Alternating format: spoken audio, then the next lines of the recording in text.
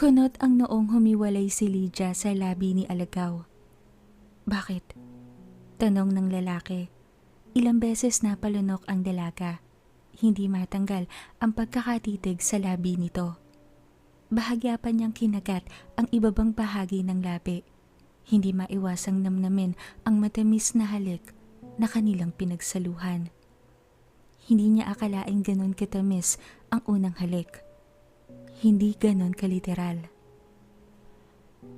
Ngunit pinagpalagay na lang ni Lidyang baka sa kinain itong matamis, kaya lasang-lasa niya pa rin sa bibig ang tila mala asukal na lasa. Saglit niyang napagtantong kung iisipin, hindi asukal. Parang kasing tamis ng nektar na galing sa isang bulaklak na sinisip-sip nila ni Lenlen noong kabataan pa nila. Mabilis na naalala ang naturang bulaklak. Parang matamis na nektar na galing sa santan. Bakit? Muling ulit ni Alagaw na sinapuna ang bawat niyang pisngi. Umiling si Lydia, nahihiyang umamin ng tunay na dahilan. Uuwi na ako. Malapit nang mag-umaga. Ilang sandali na lang babangon na si inay para magluto ng agahan. Aniya sa lalaking pinakawalan ang kanyang muka. Alam ko may napapansin ka na, Lydia. Mga bagay na kakatuwa at iba sa akin. Ngunit pinapangako ko sa'yo na hindi ako masamang nilalang. Ngunit kung kasalanan mang ibigin ka sapagkat pag-aari ka na ng iba at ako naman ay nakatakda na ring itali, hindi ko yun sinasadya. Anito na kinatungo ng dalaga. Ako man, aminado ako sa kasalanang iyan. Kaya nga napagpasyahan natin to, di ba? Mahinang sagot naman ng dalaga. Hindi na sumagot si Alagaw. Muling kinabig si Lydia. Sinubsob naman ng huli ang muka sa dibdib ng lalaki. Bahagyang natigilan sapagkat walang tibok ng puso siyang naririnig mula rito.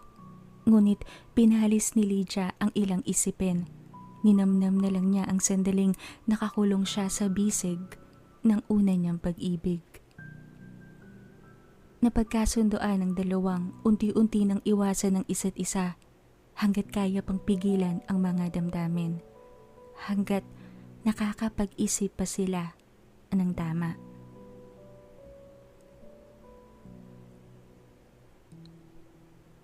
Bakit hindi na lang kayo magtanan? Ani Lenlen na kinatigil ng lapis na hawak ni Lydia na abala sa pagtutuos ng mga numero. Napalinga ang dalaga sa kapatid. Paano mo naiisip ang mga ganyang bagay? Hindi ba nangangalisag ang mga balahibo mo? Kay bata-bata mo pa? Kastigo ni Lydia sa nanulis ng ngusong kapatid. Iyon lang naman yung nakikita kong paraan para magkasama na kayo.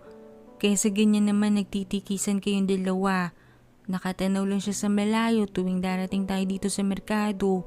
Tapos ikaw naman kahit pigilan mo yung sarili mo, lilingon at lilingon ka rin sa kanya. 1 linggo niyo nang gawain niya na. Hindi ba kayo napapagod?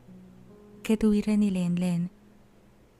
Malaking kahihiyan, ang kompromiso, ang pagkakautang natin, ang palabra de honor ng ating pamilya. Dahilan ni Lydia bago binalik sa ginagawa ang pansin. Ayokong bigyan ng kabiguan sila inay. Isa pa nakahanda na ang lahat. Mahinang pahabol pa ng dalaga na kinakibit na lang ng balikat ni Lenlen.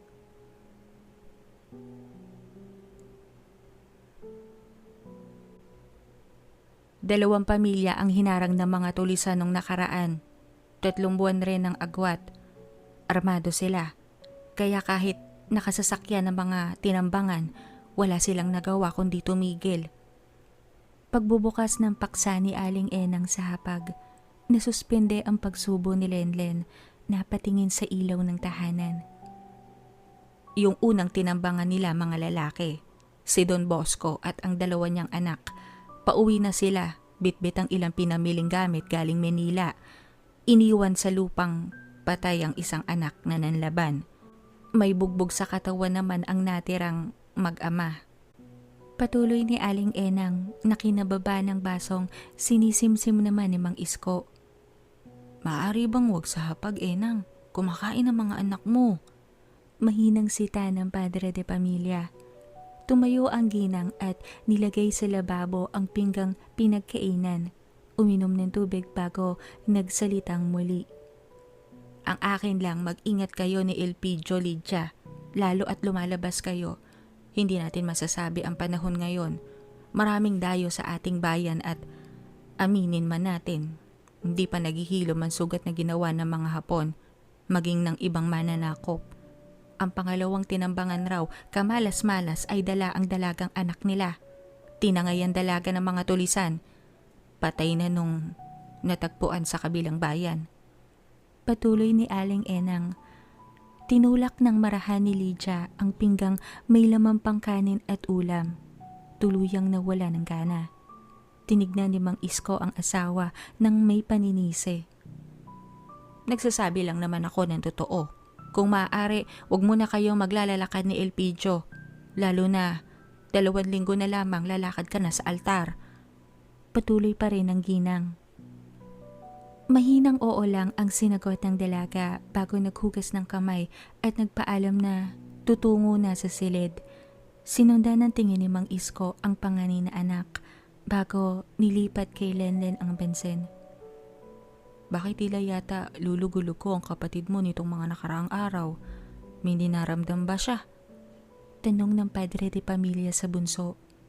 Muling nasuspinde ang pagsubo ni Lenlen sa isang hiwa ng hinog na papaya. Napalunok bago nahihiyang tumingin sa kanyang ama. Kahit naman ho siguro sino man lalata kung ipapakasal siya sa hindi niya mahal. Hindi mapigilang wika nito na agad pinagsisihan nang matignan ng inang dumilim ang muka sa mga salitang kanyang binitawan. Nga pala tayo, masarap po pala yung luto niyong adobo. Sarap. Bawi nito sa lumaganap na katahimikan bago inabot ang basong may laman tubig at nilunod ang sarili roon.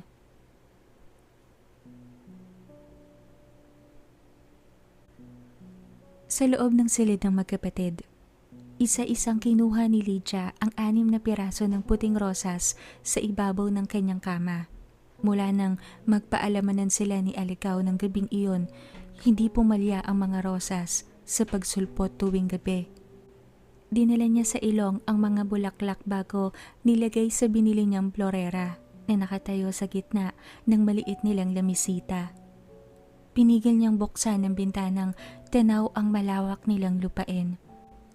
Alam niyang makikita niya sa isa sa ilalim ng mga punong naroroon nakatayo ang lalaki. May dalang ilawan, nakaputing damit at itim na pantalon at sandalyas na itim na lagi nitong suot. Iba't iba lang ang disenyo ng detalyadong borda sa mga manggas at laylayan. Ganoon niya natatandaan ang lahat ng tungkol dito. Saglit siyang pagmamasdan bago kakaway at tatalikod. Saka maglalakad palayo. 1 linggo na. 1 linggong tikisan at panay palipad-hanging tinginan lang ang nagaganap sa pagitan nilang dalawa. Unti-unti, hiling ni Alicaw sapagkat tila daw hindi nito kayang biglain na hindi magpakita sa kanya o hindi naman nito makita siya. Unti-unti raw, hanggat hindi pa ito natatali sa pinagkasundo ritong dalaga. Halo naman ang damdamin niya sa gawing iyon ni Alicaw. Paano siya makakalimot kung ramdam niyang nasa paligid lang ito, nakabantay, at kapwa sila nag-iintayan kung sino sa kanilang dalawa ang unang babasag ng barikadang ginawa nila upang iwasan ang isa't isa. Wala sa sariling napahawak si Lydia sa labi nang maalala na naman ang matamis na halik ng lalaki. Literal na matamis na isa sa mga gumugulo sa kanyang isipan. 1 linggo na. May hinalang nabubuo sa kanyang loob. Alam niyang may iba kay Alicaw, maging sa kapatid nito. Hindi pa niya mawari kung ano. hindi kayang idahilan lang ang karanyaan na namamalas niya sa dalawa. Hindi lang iyon ang kakaiba sa naoobserbahan ng dalaga sa lalaking sinisinta. Hindi. Hindi lang dahil may kaya ang pamilyang pinagmulan nito. Hindi lang yon. May mas malalim pang kaibahan. Kaibahan na tila napapahira ng hiwaga at misteryo. Ngunit pilit niyang winawaksi ang maliit na tinig na sumasang-ayon sa pagtataka at sa mga isiping iyon. Posible pa ang ganoong bagay. Napatitig na lang si Lydia sa mga bulaklak na tila ba kay tagal magsilanta. Ano't ano man ang kakaiba kay Alagaw, hindi siya nakakaramdam ng takot, hindi siya nag-aalala. Ang totoo nga, tila habang tumatagal, lalong nahuhulog siya rito. Mariing pinikit ni Lydia ang mga mata. Kay hirap sundin ng tama kung ang dinidiktad ng puso at ng isip niya ay ang mali.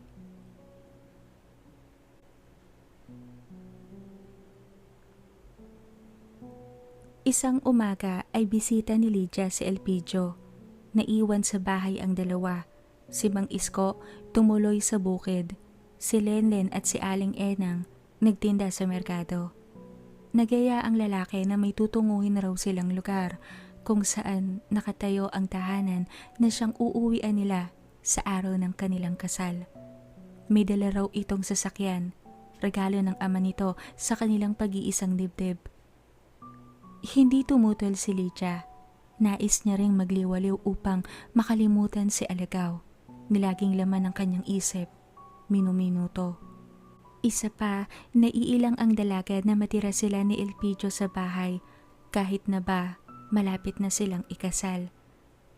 Bago magpaalam sa lalaki dahil magpapalit ng panglakad, maingat na inabot ni Elpidio ang kanyang kamay.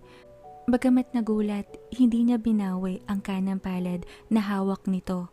Nagulat pa ang dalaga nang isuot ni Elpidio sa kanyang palasingsingan ang alahas na purong ginto at may diamanteng nagmamalaki sa gitna. Sa Maynila, uso ang engagement ring na binibigay sa babae kapag papakasalan na. Kultura ng mga Amerikano.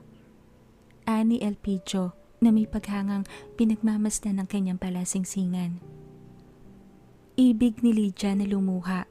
Nakokonsensya sa lalaking kaharap na mula pa nung una ay panay ang pagpapamalas ng pag-ibig sa kanya. Ngunit nangyari na. Umiibig siya at hindi ito ang dahilan. Nang muling gumuhit ang mukha ni Alagaw sa kanyang isip, ay agad niyang nilapit ang mukha sa lalaki.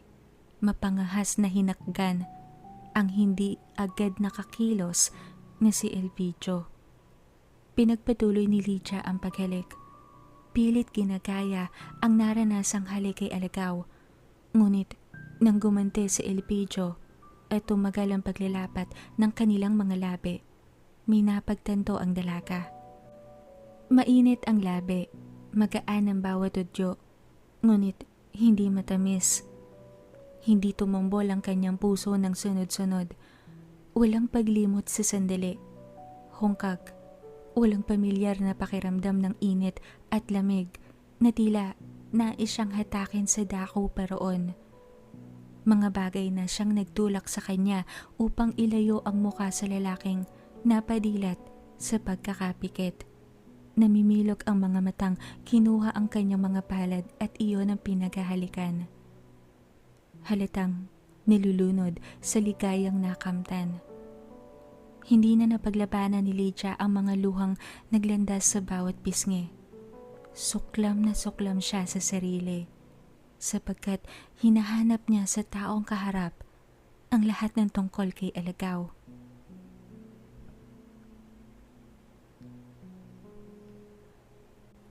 Dapit hapon. Pauwi na ang dalawa, lulan ng kotseng dala ng lalaki. Muling nasumpungan ni Lydiang gagap ni Elpidio ang kanyang kamay. Hinahalikan ng mga iyon. Isang bagay na tuluyang umagaw sa kanya mula sa paglalakbay ng kanyang diwa habang nakatitig sa labas ng sasakyang sakay sila. 1 linggo na lamang. Anito sa kanya na kinalunok ni Lydia ng laway. Hindi niya malaman kung ano ang kanyang isasagot. Nakakahiya sa lalaking ipahalatang wala siyang kahit katiting na amor sa isang bagay na kinasasabi ka nito. Maganda ang bahay. Maraming salamat. Malayo niyang sabi na kinatango naman ni Elpidio. Dinala nito ang isang palad sa sariling pisngi. Marahang hinalikan ng lalaki ang kanyang pulso. Otomatikong napatingin si Lydia sa nagmamaneho ng kotseng kanilang sinasakyan. Nakaramdam ng pagkapahiya ang dalaga. Ngunit tila naman wala lang sa driver ang kanilang presensya. Sa daan lang ito nakameta. Hindi napigilan ang pagkailang na nararamdaman, maingat na hinigit ni Lydia ang palad. Hindi naman tumutol ang lalaking papakasalan. Muli siyang napasulyap sa driver na agad nasakyan ni Elpidio. Patawarin mo ko. Sadyang hindi ko lang mapigilan ang aking sarili. Kay tagal kasi kitang minamahal, Lydia. Hindi mo lang nalalaman kung gaano kahirap magmahal sa malayo at pangarapin ng taong iyon na makasama. Pagdating ng panahon, nalulunod lang ako sa ligaya sapagkat sinagot ng Diyos ang bawat kong panalangin gabi-gabi. Anito na kinatungo ni Lydia. Hindi niya maiwasang makaramdam ng kurot sa puso. Sana nga, hindi magbago ang pinapakitang kabutihan ni Elpidio sa kanya. Ang biglang pagtigil ng sinasakyan nilang kotse ang siyang nagpataas ng paningin ni Lydia muli. Wala pa sila sa paroroonan at nasa gitna pa sila ng may kasukalang lugar. Tinanong ni Elpidio kung anong problema. Nakita naman ito ang malaking trosong nakahambalang sa daraanan. Bago pa nakasagot ang tagapagmaneho, lumabas sa bawat panig ng matataas na talahib at puno ang 6 na kalalakihan. Pawang armado ang bawat isa. Simpleng pangbukid lang ang kasuotan at nakayapak pa nga ang iba. Nanlamig si Lydia sa kabang gumapang sa dibdib. Saglit na alala ang babala ng kanyang ina nung nakaraang linggo. Hindi niya iyon sineryoso dahil okupado ang kanyang isipan. At marahil ganoon din si Elpidio. Ngunit heto na nga at nangyari na sa kanila. Wala nang panahon upang magsisihan. Tila lumukso ang puso ni Lydia nang mag-utos ang isang bumaba sila ng kotse. Mabilis ang mga pangyayari, napatili na lang si Lydia nang sapilitan silang hatakin sa magkabilang panig ng pinto, palabas ng 2 lalaki rin. Ang tagapagmaneho nila nakadapa na sa lupa, putok ang ulo, hinampas ng baril. May malay pa ngunit hindi na nanlaban. Nagtatawanan naman ang 2 lalaking tinanggal ang nakaharang na troso sa daan nang mapagtagumpayan silang paibise ng kotse. Panay ang pagmamakaawa ni Elpidio na ibibigay nito ang lahat ng meron sila, wag lang silang salingin. Pabayaan silang makaalis. Ngunit tila yata napiko ng isa sa sunod-sunod na pagsasalita ng lalaki at agad binigwasan si Elpidio sa muka, sa tiyan. Dahilan upang bumagsak rin ito sa lupa. Tila ba papanawa ng ulirat si Lydia nang pagmasdan siya ng nakakaloko ng 2 lalaking tulisan. Naalala niya ang dalagang natagpuan raw na patay sa kabilang bayan. Nang hinaklit siya ng 2 sa magkabilang braso ay pumalig na si Elpidio. Ngunit pinagtulungan lang ito ng 2 tulisan. Si Lydia naman ay kinaladkad ng 2 lalaki patungo sa loob ng kasukalang kanilang pinanggalingan. Sumunod ang 2 pang lalaki. Nagpumigla siya, panay hatak ng sariling mga braso. Nanadyak, dahilan upang lumipad ang isang kamay ng lalaking may hawak sa isa niyang braso at dumapo iyon sa kanyang pisngi. Tila ba biglang nablangko saglit ang kanyang paningin sa lakas ng sampal na natamo. Nasinundan pa ng suntok sa kanyang sikmura naman ng isa. Napayuko ang dalaga. Isang hampas pa ng kung anong matigas sa kanyang noo ang kanyang ininda. Pinilig niya ang ulo. Namanhid ang nahampas na noo. Rinig niya ang hiyaw ni Elpidio sa kanyang pangalan mula sa kalsada ngunit hindi na siya makasagot. Nang mula sa kung saan, may ilang baging na nag-igkasan at pinaluputan sa leeg ang dalawang lalaking may tangan sa kanya. Mabilis na tumalsik at tumama sa ilang punong naroroon na parang hinataw ng mga baging ang dalawa. Nakarinig siya ng ilang putok ng barel, napatakip siya sa tenga, nanginig ang mga tuhod at napahandusay sa madamong lapag. Nilibot ang nanlalabong paningin sa paligid.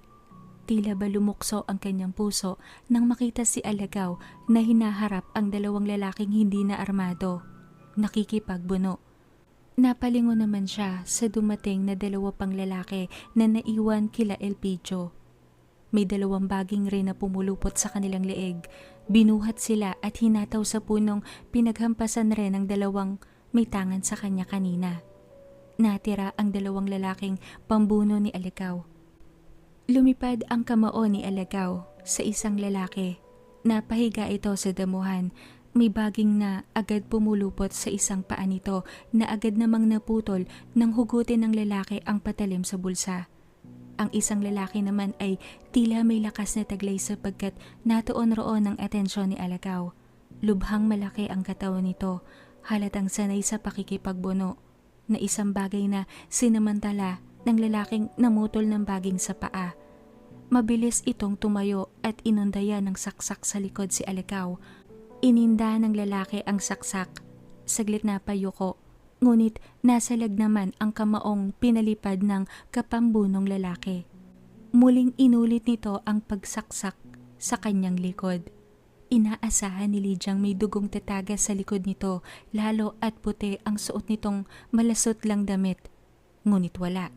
Hindi nakulayan ng dugo ang puting damit. Galit na sumigaw si Alagaw at hindi mabilang na baging ang umigkas sa dalawang kalaban. Nagmula kung saan-saan. Kanya-kanyang pulupot sa leeg, sa paa at sa mga braso. Muli, parang manikang binuhat at hinampas sa matigas na katawan ng puno. Nasundan ni Lydia ang paghampas sa dalawa. Napahiran pa ng dugo ang bawat punong pinaghampasan. Tuluyang hindi kinaya ng dalaga ang mga nasaksihan. Mabilis na nagdilim ang kanyang paningin.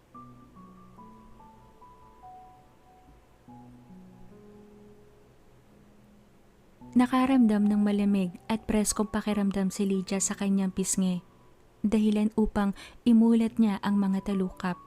Si Alagaw ang kanyang nasumpungan. Ginigising siya.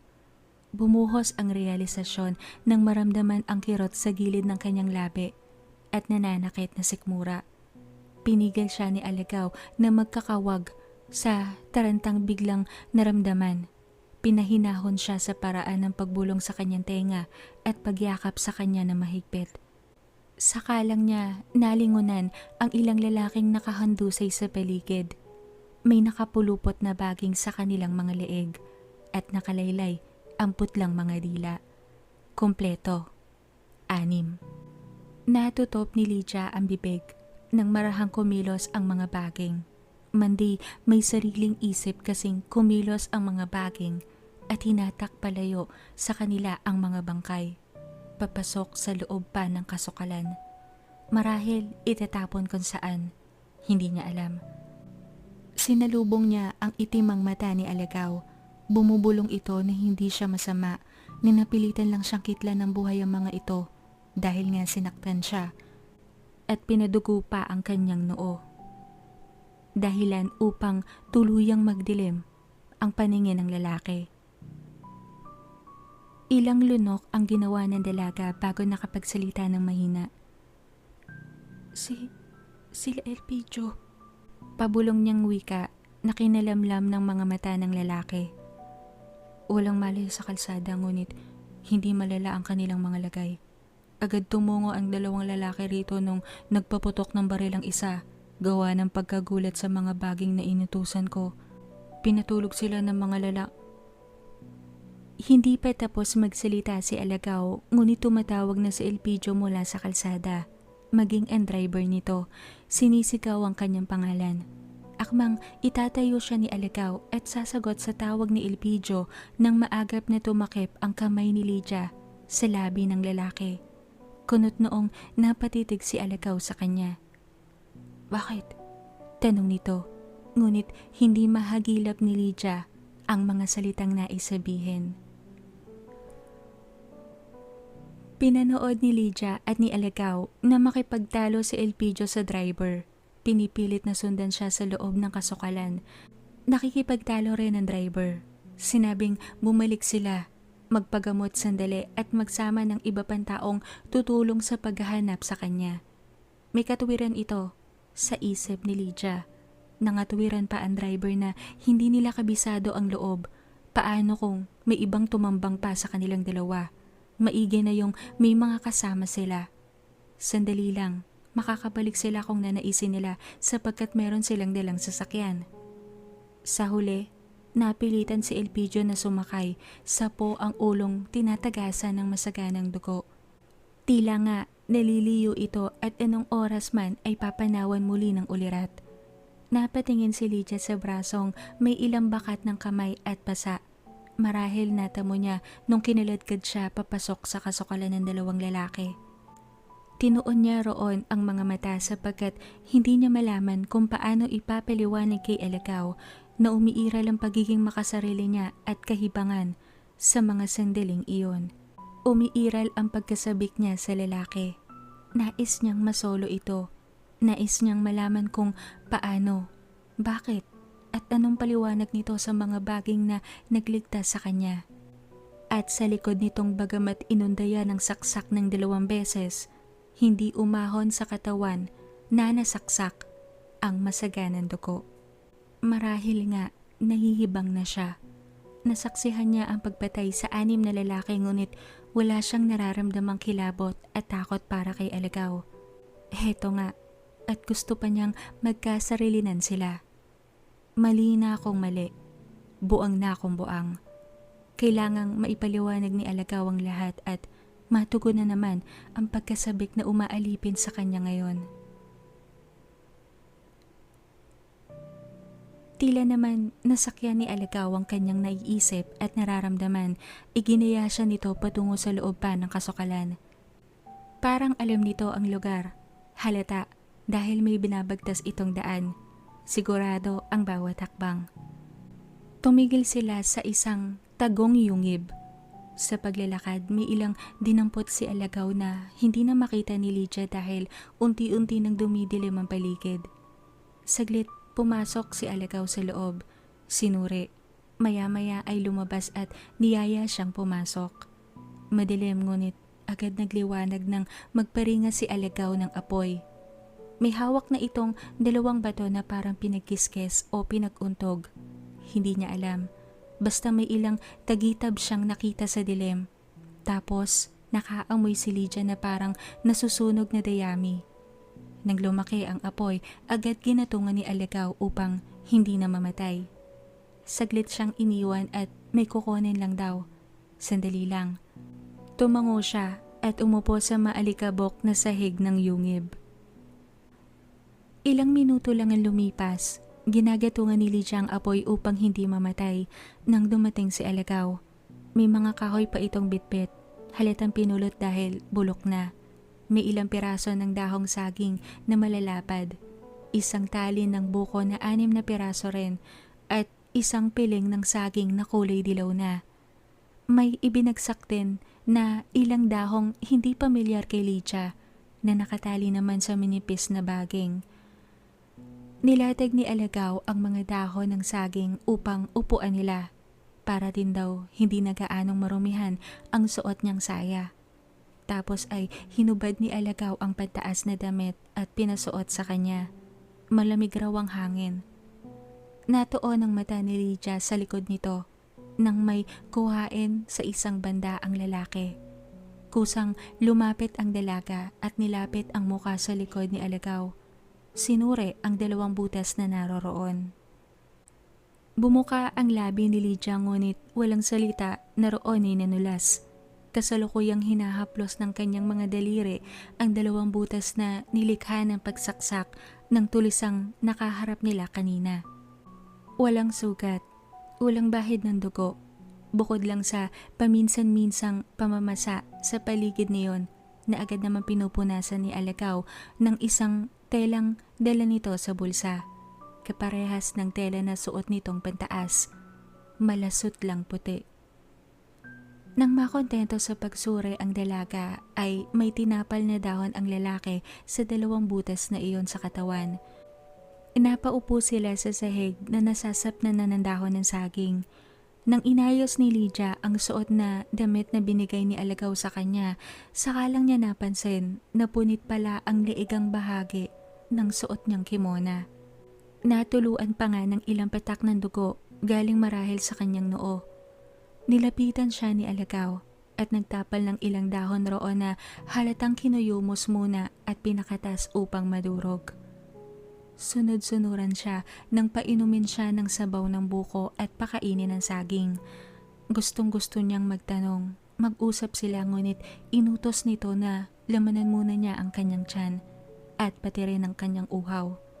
Maliwanag na mahaba ang gabing daraan sa kanilang dalawa. Marami silang pag-uusapan. Kumain rin si Alagaw ng saging at uminom ng sabaw ng buko. Magkaharapan dalawa kaya hindi na itago ni Alagaw ang mabilis na pagbabago ng kulay ng mga mata nito. Mula sa pagiging itiman, naging kulay dilaw ang mga balintataw. Kinopya ang kulay ng saging na kinakain. Napanganga saglit si Lydia. Natigilan naman si Alagaw saglit. Nahulaan marahil ang nakitang pagbabago ng kanyang balintataw. Isang buntong hininga ang kanyang pinakawalan bago nilapat ni Alagaw ang malayang palad sa maalikabok na lupa. Tumingin kay Lydia at tila sinabi ng matang pagmasdan ang kanyang kamay. Bagamat hirap tanggalin ang tila napagkit na mata sa mukha ng lalaki, pinilit ni Lydiang ibaling sa lupa kung saan nakalapat ang isang palad nito. Pumikit si Alagaw saglit. Bago inabot ang isang bukong may laman ng sabaw at binuhos sa lupang maalikabok, damay ang palad. Nang tanggalin ni Alagaw ang kamay, tuluyang nalaglag ang kaprasong saging na nakalimutang nguyain ni Lydia sa laki ng pagkakanganga na ginawa ng kanyang bibig. Natulala sa pambihirang bagay na kanyang nasaksihan. Mula sa lupang nabasa ang alikabok, may isang tangkay ng halaman ang sumibol. Mabilis na umangat, nagkaroon ng mga dahon, nagkaroon ng mga tinik. At sa pinakaibabaw, umusbong ang puting rosas. Binalik ni Lydia ang paningin sa lalaking kinuha ang piraso ng saging na lalaglag sa kanyang bibig at sinubo. Nginuya at naiiling na napangiti bago inabot ang kanyang baba at sinara ang kanyang bibig. Wala akong inamin at wala rin naman akong tinanggi sapagkat hindi naman natin napag-usapan. Hindi ka rin naman nagtatanong. Napapayokong wika ng lalaki nang dumaan ang mahabang sandali. Lumunok ng ilang beses ang dalaga bago hinamig ang sarili. Napatingin muli sa 3 piraso na ng rosas na patuloy na namumukadkad. Naaalala niya ang mga rosas na tila kabuting tumubo sa kanilang lupain at halos ikakalbo ng kanyang ama sa pag-iisip kung paano iyon nangyari. Kumuha ng isang pirasong rosas si Alagaw at inabot sa kanya. Alam kong may iba sa'yo, ngunit hindi ko pa mapagtanto kung ano. Isa ka ba sa ilang kakaibang nilalang, diwata o elementong mahiwaga? Tanong ng dalaga na wala sa sariling dinala sa ilong ang bulaklak. Sinalubong ni Alagaw ang paningin ni Lydia. Isa akong engkantado, nabibilang sa isang partikular na lahi. Prasinos? Mahinang wika naman ni Lydia. Napangiti si Alagaw sa kaisipang naalala iyon ng dalaga. Tama. Ang tawag sa aming lahi ay mga Prasinos, ngunit sa madaling maintindihang salita. Kami ay mga taong halaman. Nakakaangat ng konti sa inyong kayang gawin at minsan, kapag sinuwerte, nababahagian ng ilang pambihirang kakayahan. Ani Alagaw na hindi pinuputol ang pagkakatingin sa dalaga. Taong halaman. Tila nangihinang anas ni Lydia na hindi inaalis ang pagkakatitig sa labi naman ni Alagaw. Lumunok siya ng ilang ulit bago inabot ang mukha ng lalaki. Pinalupot ang mga braso sa leeg nito. Ang isang kamay ay sumubunot sa buhok. Sa kanya lang napansin, iba ang tekstura ng buhok ni Alagaw. Parang katulad sa buhok ng mais. Malambot at tila madaling putulin ang kanyang mga kokokong na naisin lang niya. Nalaglag sa lupa ang bulaklak ng dalawang kamay na sumubunot ang mga kamay ni Lydia sa buhok ng lalaki. Nilapit naman ni Alagaw ang katawan sa dalaga. Napaigtad pa si Lydia nang yumapos sa kanyang bewang ang malalamig at preskong balat sa braso ni Alagaw. Ngunit ang lamig ay tila ba tagitab na nagmitsa ng init sa pagitan nilang dalawa. Napaluhod na ang dalagita nang inangat ang sarili. Tuluyang hinarap naman ni Alagaw ang katawang nakatagilid rito. Maging mga binte ay umakap sa mga hitang nakalapat sa sahig sa pagkakaluhod na pwesto ni Lydia. Kung maaari lang silang mag-isang katawan sa higpit ng pagkakalingkis nila sa isa't isa, maaari nga ay nangyari. Lumalim ang halik. Abala ang mga labi at dila sa pagtudyo, sa paggalugad, sa pagsimsim sa umiinit na sandali. Si Lydia ang pumutol. Sumagap ng hangin at habol ang hiningang tinitingnan ang nagniningning na mga mata ni Alagaw. Tila hindi nito problema ang pagkapos ng hininga.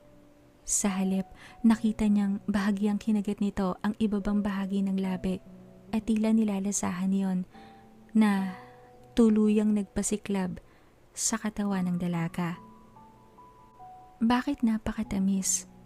Bakit nakakawala ng wisyo ang dila, ang labi, ang halik ni Alagaw? Dahil ba taong halaman ito? Tulad ng bulaklak na santan, may matamis na nektar. Ang dila, ang bibig, ang laway. Doon pa lang, alam niyang hindi kayang higitan ng kahit sino ang labi ng lalaking prasinos. Tinupok na ang dalawa ng init. Mandi may sariling isip ang mga kamay. Hinubad na ang mga suot na damit. Ilang lunok ang pinakawala ni Lydia nang makita sa liwanag ng apoy ang kabuuan ni Alagaw. Lumapit sa kanya ang lalaki. Niyakap siya. Hiniga. Ngunit bumangon si Lydia. Hindi pa kontento na pagmasdan ang katawan nito. Wala na ang mga inhibisyon. Sumakay siya sa hita nitong nakalapat magkadikit. Nagtanong ang lalaki ngunit sumenya siya na huwag magsalita. Nanatiling nakahiga si Alagaw, nakatitig rin sa kanyang katawan. Matapang ang samyo ng yerba buena sa paligid at nakikita niyang ginigitian ng mumunting pawis ang lalaki. Ang tanging ulo lang nito ang may buhok, ngunit ang buong katawan ni isang hibla ng balahibo. Wala siyang napapansin, ni nararamdaman. Maging ang kasalanan nitong mamula-mula ay napakakinis. Halo-halong emosyon ang umaalipin kay Lydia. Ang mukha ni Alagaw ay parang sa anghel. Hindi man naglalakihan o nagpuputukan, nakasalansa naman sa tamang lugar ang mga kalamnan. May mukha ng anghel, may katawan ng Diyos. Napaka-perpekto ng kanyang mahal. Nilapat ni Lydia ang isang palad sa puso nito. Nangahas na ibaba ang kamay hanggang masapo ang kasalanan ng lalaki. Narinig niyang umungol si Alagaw. Nang itaas niya ang mata ay nakapikit ito. Humawak ang mga kamay ng lalaki sa kanyang bawat hita. Humigpit ang kapit. Kinulong niya sa apat na daliri ang may kahandaang kasalanan nito. Samantalang ang hinlalaki ay nangahas.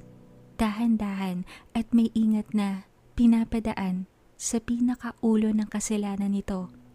Tila ba kinakabisado ang bawat anggulo. Muling humigpit ang mga kamay ni Alikaw sa kanyang hita. Lumakas ang ungol ng lalaki. Lalong tumingkad ang pamumula ng mga pisngi at tenga nito. Ang ganda mo. Hindi ko alam kung paano ko ilalarawan, ngunit parang nilikha ang salitang marilag para lang sa'yo. Punong-puno ng paghangang wika ni Lydia sa lalaking prasinos. Rinig niya ang panggigigil ng mga ngiping nagkiskisan kay Alikaw. Hinatak siya pahiga sa ibabaw nito. Agad inapuhap ang kanyang labi na muling kinawala ni Lydia sa sarili dahil sa tamis na nalalasahan. Inawat siya sandali ni Alikaw. Pareha silang nagmulat ng mata.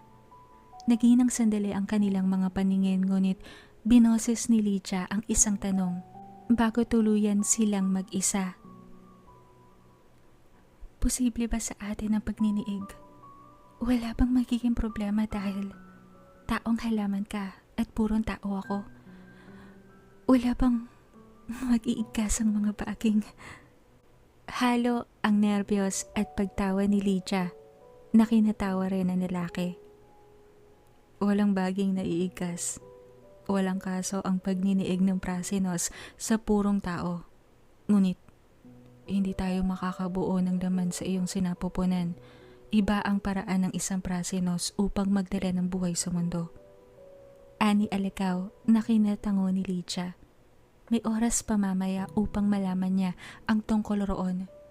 Ang mahalaga ngayon, posible ang pagniniig na gagawin nila.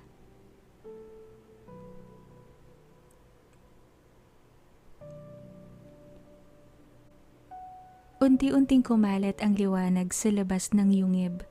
Paumaga na. Naubos na ang apoy sa sikang ginawa ni Alikaw, ngunit nakatitig pa rin roon si Lydia. Matapos ang ilang ulit nilang pag-iisa, hindi na niya mabilang. Nakaidlip na si Alikaw ng ilang oras na dumaan matapos mapagod. Ngunit siya, hindi dalawin ng antok. Abala siya sa pag-iisip. Hindi niya maproseso ng maayos ang lahat habang nagniniig sila ni Alikaw, kaya nang marinig na humihilik na ito, nagkaroon ng pagkakataon si Lydia na balikan ang lahat. Bagamat maraming nangyari at nasaksihan si Lydia, hindi pa rin siya halos makapaniwala sa lahat ng sinasabi ni Alikaw. Ngunit nang muling sugatan ng prasinos ang braso nito at umahon roon ng walang kulay na likido, sakalang pinilit ni Lydia ang kumbinsihin ng sariling totoo nga. Buo na ang kanyang paniniwala. Ang mga napansin at napapansin ay pinagtagpi-tagpi niya. Kung bakit hindi mainit ang katawan ni Alikaw, sa halip ay malamig. Ngunit hindi naman sapat upang patayuin ang kanyang mga balahibo sa braso. Ngunit tila baga preskong lamig na nararamdaman niya tuwing ididikit ang prutas o gulay sa kanyang pisngi. Ganoong klase lang ng lamig. Presko. Yun ang tanging salita na lagi niyang naiisip tuwing mapapadikit sa katawan o balat ni Alikaw. Isa pa nang yakapin siya nito at nadikit ang kanyang tenga sa dibdib ng lalaki.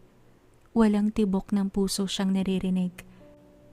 Ang mga baging na tila may sariling isip na tumulong kay Alikaw sa pagharap sa mga tulisan. Dagdag pa nito, isang normal raw na bagay iyon sa mga katulad niya prasinos. May kakayahan silang impluwensyahan ang ilang halamang malapit kung kinakailangan. Bilang pagtatanggol sa sarili. Ang mabilis na pagpapalit ng kulay ng mga balintataw pa ni Alikaw. Nasagot din ang mga puting rosas.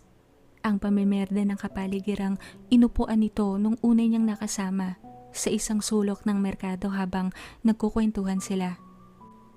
Sa kanya rin naalala na gustong-gusto ng halaman ang asukal. Gayon din si Alikaw at si Almasika, mahilig sa matamis. Hindi niya pala ito nakitang kumain ng hindi gulay o prutas. Kaya pala na minsang pakainin niya ito ng suman ay tumanggi si Alikaw. Ayaw rin ng halaman sa asin. Alam niya, lalo kung sobra o intensyong haluan ng maalat na bagay na iyon ang lupang kinatatamnan ng isang halaman. At ang matamis nitong halik, hindi pala ang halik, ang laway nito na kasing tamis ng nektar na galing sa bulaklak ng santan. Walang puso si Alagaw sa literal na salita. Pusong siyang bumobomba ng dugo sa bawat ugat upang dumaloy sa buong katawan. Kaya ito walang dugo. Taong halaman. Umiibig siya sa taong halaman. Engkantado, nilahing Prasinos. Naramdaman ni Lydia na kumilos ang katabi. Umakap sa kanya. Agad siyang hinalikan ngunit nagtangkang iiwasan na ni Lydia ang bibig. Dahil umaga, natural na hindi kaaya-aya ang pang-umagang hininga. Ngunit umungo lang ang lalaki at muling ginalugad ng matamis nitong dila ang kanyang bibig. Nang matapos ang halik, sumagap ng hangin si Lydia bago kinalma ang sarili. Kailangan niya magtanong, nais niyang masagot ang isa sa mga bagay na naiwang walang sagot kagabi. Bukod sa magkabilang mundo, hindi tayo maaring makabuo ng buhay. Ani Lydia sa nakayakap sa kanyang Prasinos. Iba ang paraan ng mga Prasinos, iba ang katawan nyo sa katawan namin. Ang mga babaeng Prasinos kapag dumating ang tamang panahon, namumukadkad sila. Pag-ibig na nilang bumuo ng supling na taong halaman, pupunlaan sila ng lalaking Prasinos. Ilang buwan pagkatapos, isisilang galing sa maliit na talulot ng bulaklak ang isang bagong taong halaman. Paliwanag ni Alagaw. Akala ko, ang mga sinasabing engkantado o engkantada may pakpak. Ani Lydia pa. Iba ang mga lambana at diwata, mahal ko. Iba pa ang engkantado ng hayop, ng kalikasan, maraming uri. Nahihiwalay lang kami sa lahi. May ilang Prasinos na may pakpak at sila ang mas matataas na uri ng Prasino sa aming lahi. Kumbaga, mga reyna at hari. Sagot ni Alagaw. Gaano karami? Bukod sa inyo, may iba pang mga nilalang? Ani Lydia ulit. Napakarami, mahal ko. Tulad niyong mga purong tao, may bansa, may lahi rin kayong tinuturing, may mga kalaban, may mga kaibigan, nag-aagawan rin ng teritoryo, nananakop, nakikipaglaban sa karapatan. Sagot ng lalaki. Kalaban? Tanong ni Lydia. Iba-iba, may aswang, katulad naming engkantado, ilang nilalang, ilang elemento. Prasinos laban sa Prasinos. Matyagang sagot muli nito bago kinabig ni Alagaw ang dalaga. Palapit. Sinubsob ni Lydia ang mukha sa dibdib nito. Ang mundo ng Aranya na aking pinagmulan ay isang mundong bagamat may kalumaan ng pamumuhay, ay napupuno naman ng hiwaga at misteryo at mga nilalang na hindi nagaanong lumalaboy sa inyong mundo. Sa Aranya, may isang panig na namumuhay ang lahat ng nilalang na hindi maaaring lumantad sa inyong mundo. Muling paliwanag ni Alagaw. Napapikit si Lydia, unti-unting tinutupok ng init ang katawan. Kay dali lang sanang tumakas. Pilitin natin ang buhay na tayong dalawa ang magkasama, ngunit nakalaan ka na sa babaeng pinagkasundo sa'yo at gayon din naman ako. Bakit may mga pagkakataong ganito? Bakit may mga bagay na hindi pwede? Mahinang bulong ni Lydia kay Alagaw. Isa sa dahilan kung bakit sumugal si Lydia na ariin ang araw at gabi na ito upang mahalin ang lalaking Prasinos. Dahil alam nilang pareho na kahit anong gawin nila, walang kaganapan ang marubdob nilang nararamdaman sa isa't isa. Pagkatapos ng araw na ito, nagpasya si Lydia na tuluyan na silang maghihiwalay. Mas maigi, mas kumbinyente. Tinanong siya ni Alagaw kung nagsisisi ba siya sa namagitan sa kanila ng gabing dumaan. Ngunit umiling lang si Lydia. Wala siyang pagsisisi. Ginusto niya ang nangyari. Mahal na mahal niya si Alagaw. Sinubukan ko minsan, ngunit Nahanap nila ako. Makapangyarihan ng partidong sasapi sa aming pamilya kapag natuloy na ang aming kasal. Patawarin mo ko ngunit sinalya ko ang sarili ko noon upang makakawala si Almasiga sa kasunduang nilatag sa kanya. Ako ang sumalo. Hindi ako nahirapan dahil may pagtingin rin sa akin ang engkantadang pinagkasundo sa akin. Katulad mo, iisa lang ang ating kalagayan. Ang kinakatakot ko pa kapag pinilit kong umatras sa kasal, baka balikan nila ang iyong pamilya at ikaw. Hindi lang basta material na bagay ang usapan rito, mahal ko. Kapangyarihan na maaaring magamit sa masama kung hahaluan ng negatibong damdamin. Ayokong galawin kanila ng aming lahi. Mahabang wika ni Alagaw sa tumangutangon dalaga. Kahit hindi natin kayang magsama at nasa malayo ako, may mga paraan ako upang masubaybayan ka. Ani Alagaw pa. Alam ko, minsan nararamdaman kita. May mga sandaling alam kong nasa paligid ka lang at nasasanay na ako sa ganon. Nakatungong sagot ng babae. Posible ba yun? Ang mahalin ka sa malayo. Kakayanin ba natin? Tanong ni Alagaw. Tinaas ni Lydia ang paningin. Sinalubong ang mga mata ng lalaki. Ano bang sinasabi mo? Nung una pa lamang ay minamahal na kita. Nagmamahalan na tayo sa malayo. Ngunit, hindi madali. Yun na lamang ang paraan na nakikita ko para sa ating dalawa. Hindi naman porket hindi kayang magsama ng dalawang pusong nagmamahalan.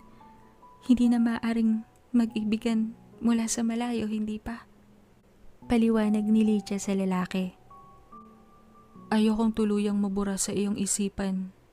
Lalo pagdating ng panahon, napili na lang ang mga alaalang mahahawakan mo dahilan ng pagtanda. Tuwing katapusan ng buwan, may kaing ng prutas at gulay akong ibibigay sa'yo. Tutupad ako sa napag-usapan natin na hindi na ako magpapakita, hindi na ako makipag-usap. Ngunit hayaan mo kong alayan ka ng rosas araw-araw. Tanggapin mo ang kaing na sumisimbolo ng pag-ibig ko. Ani Alagaw na saglit kinatahimik ni Lydia. Hanggang kailan naman? Magsasawa ka rin. Natatawang biro niya sa lalaking seryosong tumingin sa kanya. Hanggang sa ako ay kuhain ng kalikasan.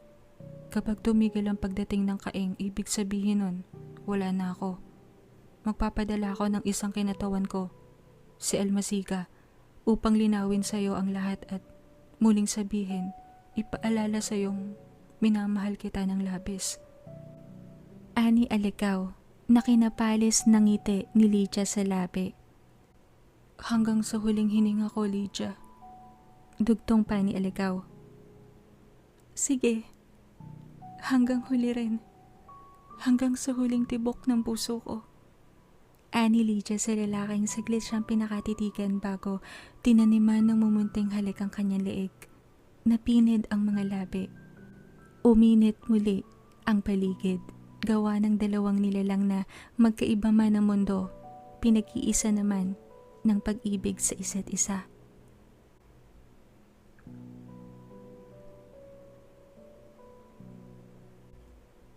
Tapit hapon.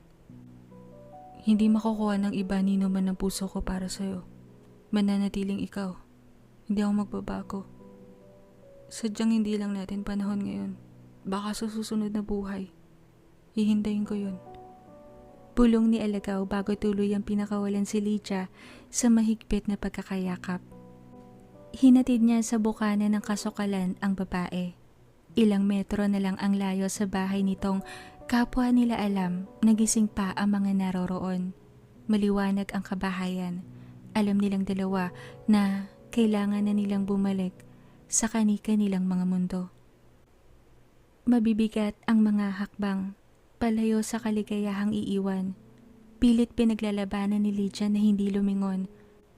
Alam niya, alam nilang dalawa na kapag lumingon siya, kapag bumalik siya, tatakas silang dalawa at isasalya nila ang kaligtasan ng kani-kanilang mga mahal sa buhay. Hindi iyon ang klase ng wagas na pagmamahalan. hindi rin sila tuwirang magiging masaya habang nag-aalala. Hindi sila ganoon kamakasarili.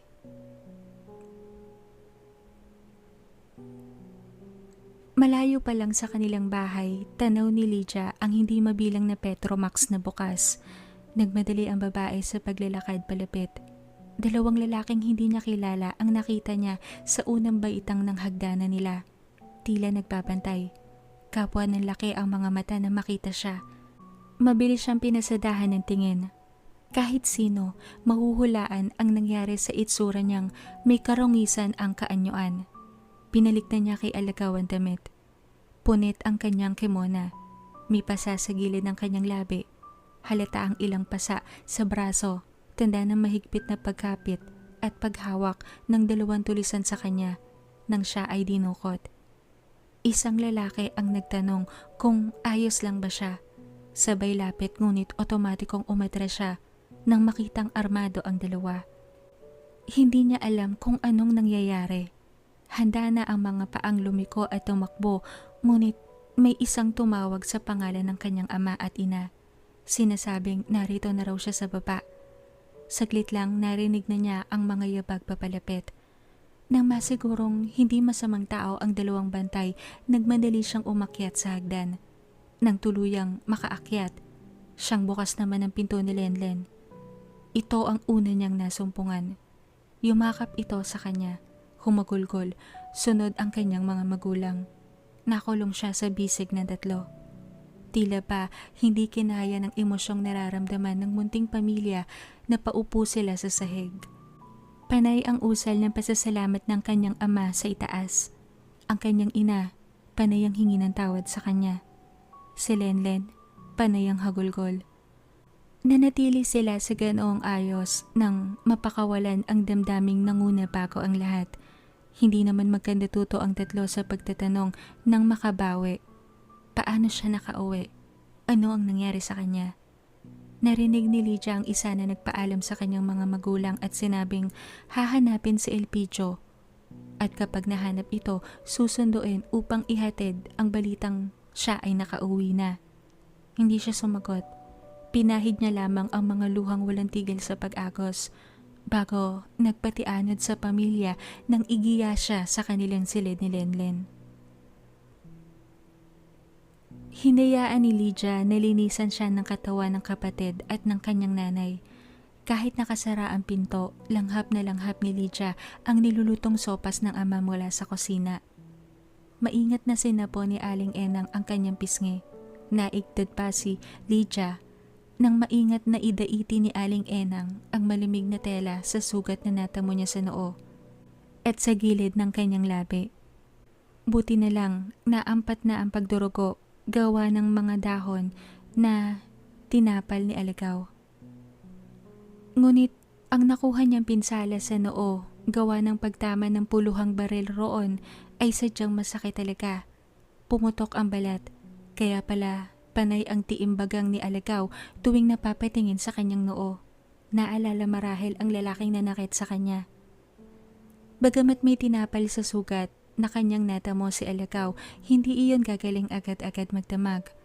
Hindi niya na rin napansin ang sugat dahil namanhid ang parteng iyon na wala na sa isip niya. Tanging ang ininda niya ay ang mga pasang nakuha sa braso at pisngi.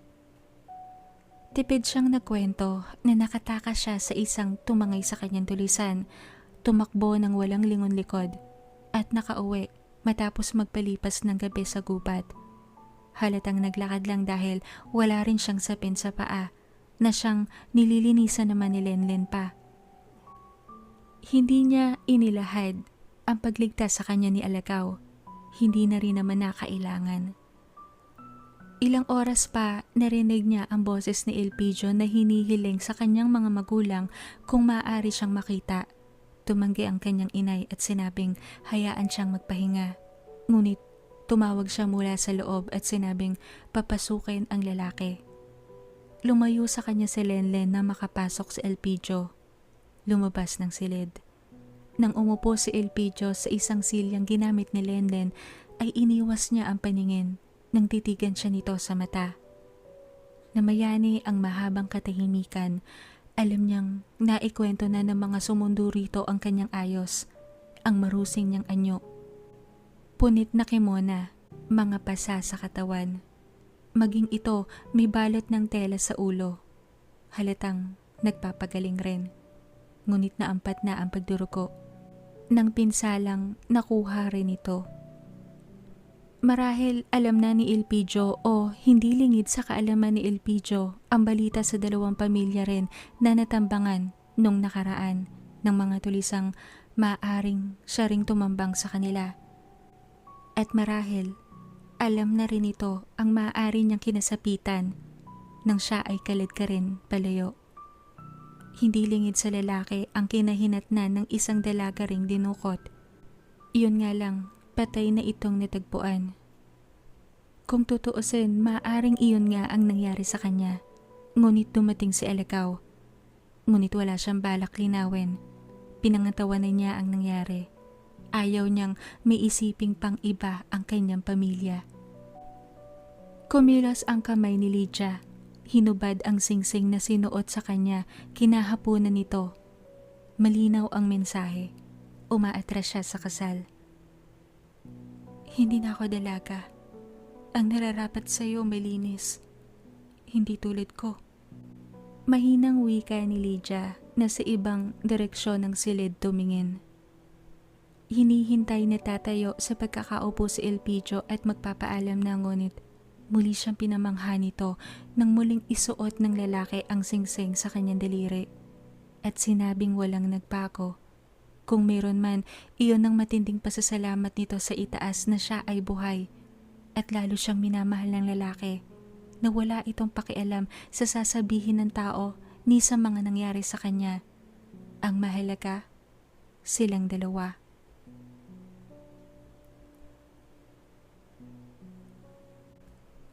Kinasal si Lydia kay Elpidio. Lumipat sila sa bagong tahanan na pangako ng lalaki kay Lydia. Kung saan, ang babae ang nagmamando sa ilang magsasakang kinontrata niya sa pagpapayaman sa malawak na lupain. Isang beses na lang sa isang linggo ito tumungo sa tindahan nila sa merkado na silenlen na ang tumatao. Paminsan, kasama si Aling Enang. Ngunit di kalaunan ay kumuha na rin ng isang babaeng makakatulong sa pagtitinda, kapalit ni Lydia. Bagamat hindi na nagkikita si Alakaw at si Lydia, hindi naman pumalya ang kaing ng prutas at gulay na laging nasa kamalig tuwing katapusan ng buwan. Isang bagay na nagpapaalala sa ginang na hindi naman nawala si Alakaw. Bukod pa ron, ang isang hilerang bakuran sa labas ng kanilang bahay ay laging inuusbungan ng puting mga rosas. Ang samyo ng naturang mga bulaklak ay umaakyat sa kanilang tahanan. Na tuwing kikilitiin ang ilong ni Lydia, ay nagbibigay sa kanya ng matatamis na alaala. Tuwing katapusan ng buwan, nauuna si Lydiang tumungo sa kamalig upang siya ang unang makasilay sa kaing na pinapadala ng lalaking Prasinos. Kumukuha lamang si Lydia ng ilang naiibigan at ang iba, binabahagi niya sa ilang kasama sa bukid at sa kanilang taniman. Marahil, hindi na napapansin pa ni Elpidio ang kaing dahil abala ito sa pagbebenta ng kanilang mga naani sa ilang malalaking taong inaangkat pa ang kanilang prutas at gulay sa iba't ibang lugar. O marahil, hindi na ito nagtanong pa. Lumipas ang mga taon at natuklasan ni Lydiang natuturuan pala talaga ang puso. Ngunit katulad nga ng kasabihan, hindi pala talaga namamatay ang unang pag-ibig, ang wagas at tunay na pag-ibig. Biniyayaan ng dalawang anak si Lydia at Elpidio, parehas babae na may interes din sa paghahalaman at pagtatanim. Muling dumaan ang mga araw, ang buwan, ang mga taon. Lumipas ang lahat. Ang makinis na balat ay nag-umpisang mangulubot. Ang mga bata na pinapanood lang magtatakbo sa kabukiran ay nasilayan na lang ni Lydia isang araw na may akay-akay ng mga paslit. Humihina ang mga binting batak sa trabaho. Ang ilang punong tanim niya na matatayog ay ilang beses na ring nagserbisyo sa kanilang pamilya ng matatamis na bunga. Napalitan na rin ang ilang matitibay at malalakas na kalabaw.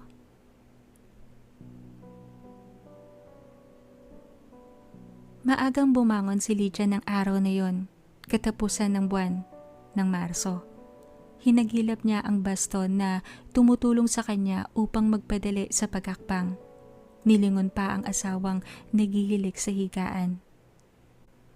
Nang makalabas ng kwarto, binati siya ng kababangon pa lang na kasambahay.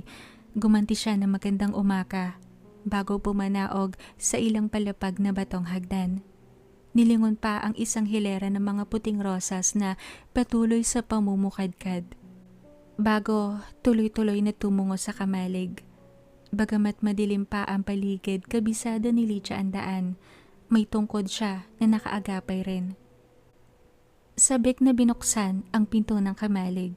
Hinagilap ang switch ng ilaw at tuwang tinapon ang mata sa gitnang bahagi ng kamalig kung saan may lamesang kahoy na siyang laging kinapapatungan ng kaing na pinananabikang makita isang beses sa isang buwan. Ang ngiti na nakaguhit sa kanyang kulubot na pisngi ay napalis nang walang kaing roong naghihintay. Agad sumikdo ang damdamin ng may edad ng babae. Kahit kailan, hindi niya nauunahan ang kaing sa kanilang tipanan. Kahit agahan pa niya noon ang pagpunta, kulang na nga lang ay matulog siya sa kamalig sa ambisyon na unahan ang kaing sa paglitaw ay hindi siya nagtagumpay. Minsan, sinadya niyang magpuyat, nagbantay sa pag-aakalang mauhuli niya kung si Alagaw pa o iba ang nagdadala ng kaing. May inuutusan, ngunit nang iiwas niya ang mata sa lamesang walang laman ilang segundo, at binalik niya muli ang paningin roon, tila baka buting sumulpot ang kaing. Baka napaaga lamang ako. Bulong niya sa sarili kahit unti-unting umuusbong ang mumunting kaba sa kanyang dibdib. Malinaw ang usapan nila ni Alikaw. Malalaman nito kung mauuna siyang mamamatay dahil walang problema rito na umalam ng ilang bagay mula sa kanya. Ngunit kung ito raw ang mauuna na malagutan ng hininga, titigil ang kaing sa pagdating. 6 na dekada na ang nakakalipas. Walang palya buwan-buwan ng kaing. Ngayon pa lang. Nang sumungaw ang liwanag sa siit ng bawat sawaling dingding sa kamalig, ay pinanlamigan na si Lydia. Ilang beses na niyang winaglit ang paningin sa lamesa. Ilang beses kinusot ang malalabong mga mata, ngunit walang kaing na nagpakita. Nanginginig ang mga palad na naitakip ni Lydia ang mga iyon sa kanyang bibig.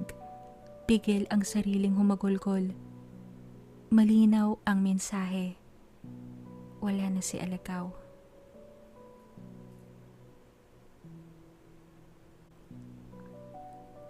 Tapit hapon na ngunit hindi pa pumapasok si Lydia sa kanyang bahay. Mabigat ang kanyang loob. Nakapikit ang mata na matanda. Gumugulong ang bawat butil ng rosaryo sa hinlalaki at hintuturo. Nang matapos sa taimtim na pagdarasal ay dinilat niya ang mga talukap sapagkat nalanghap niya ang samyo ng yerba buena. Isang matapang na samyo na ilang dekada na rin ang nakalipas bago niya muling nalanghap. Kasabay nito, ang pagdantay ng isang palad sa kanyang kamay. Napabuntong hininga ang matanda.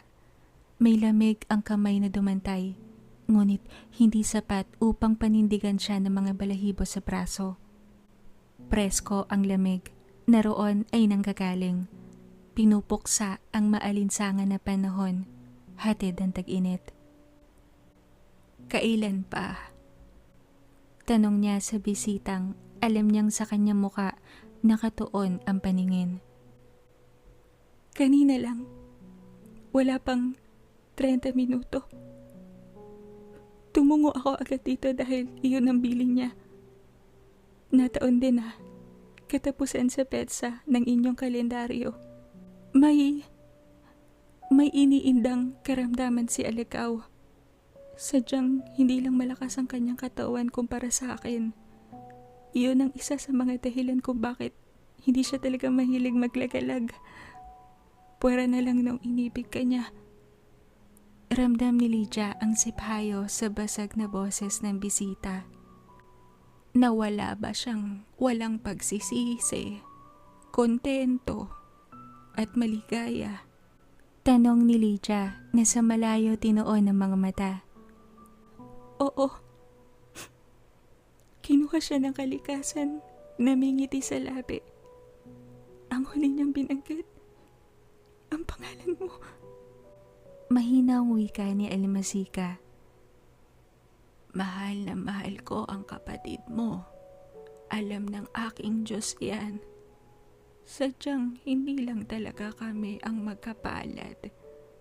Pero hindi ako tumigil na mahalin siya hanggang ngayon. Pabulong na sagot ni Lydia. Gayon din siya sa'yo. Ani Almasika naman. Siglit silang natahimik.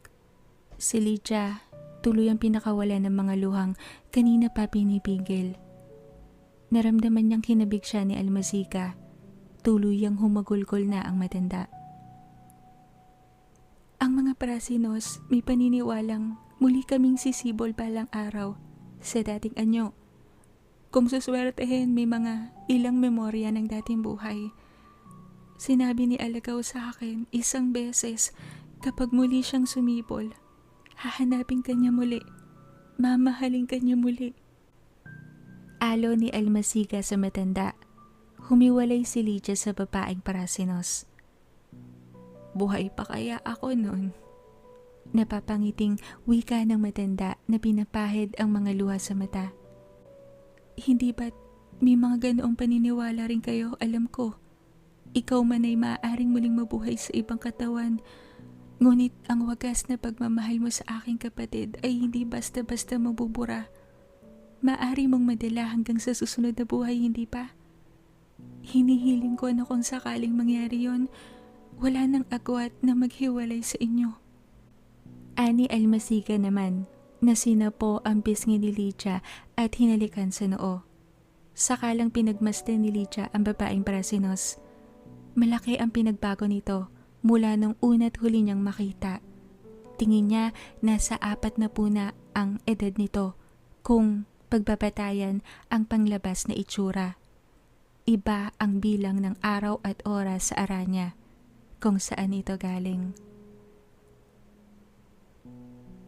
Wala na si Almasika ngunit nakatanaw pa rin sa malayo si Lydia kung saan naglaho ang babaeng Prasinos. Sana nga, bigyan muli sila ni Alagaw ng isa pang pagkakataon upang mahalin nila ang isa't isa na wala nang hahadlang sa pagitan nila.